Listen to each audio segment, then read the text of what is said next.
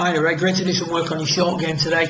Just to recap on the session, I mean, your tendencies with the short game tend to be the same as your tendencies with your long game a few months ago. What we're going to see in the face-on view is just a touch of a move back as you come into the hitting area. So to take the club back, the backswing can get a little bit long relative to the length of shot we've got, but there's definitely a touch of a move back as you come in relation to your body weight. You can see as you move through. Remember when we talked about your full swing, anybody whose weight is drifting back tends to get the right knee shooting out towards the ball. You can see quite clearly there as you come through the hitting area, the right knee starts to work towards us.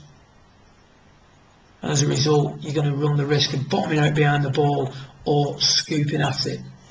The other issue we had, and we had this with your long game, is the ability to keep the club on the inside. We can see that we take the club back at that point now, just before the club gets to about knee height. It's in between the line of your toes and the line of the ball. Arm working in across the chest as per your long game. However, as we start down, the tendency is to throw the club on the outside a little bit, so that as you get into that position now, we've moved a little bit nearer to the golf ball, if you will, nearer to the target line. And now the club has worked out in front of us. Now we get away with it on that one and hit a relatively decent shot. Remember, the key really, the changes that we made were to feel like you're going to put the ball back, the weight forward, and then feel like you're going to drive the club into the ground like that on that right hand screen, so you get that little divot after you've made contact with the golf ball.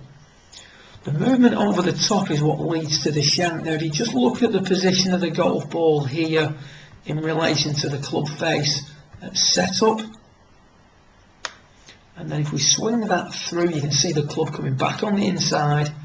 It's going to return more out in front of you than the line on which it went back, and as we come into impact, you can see that the club now has just moved away from you slightly. The ball was in the middle of the club face at setup, and it's now a little bit more towards the heel than it was before. You can make that out. So the ball has moved towards the heel, which results in the shank that you're getting. So really we've just got to commit to the setup changes that we've made, get a little bit more engaged with the target as we suggested towards the end of your session, and commit to the acceleration during the downswing. Having said that, what we need to do is also get a better image in mind before each shot. I'm just going to play Tiger Woods through for you in full speed on the full screen, just so you get a feel for the type of action we're looking for. No manipulation, good acceleration, and the club going back and through on the same sort of line each time. So you've got a few things to work on there. You made good progress towards the end of your session, and I look forward to doing a little bit more work with you next week. Well done.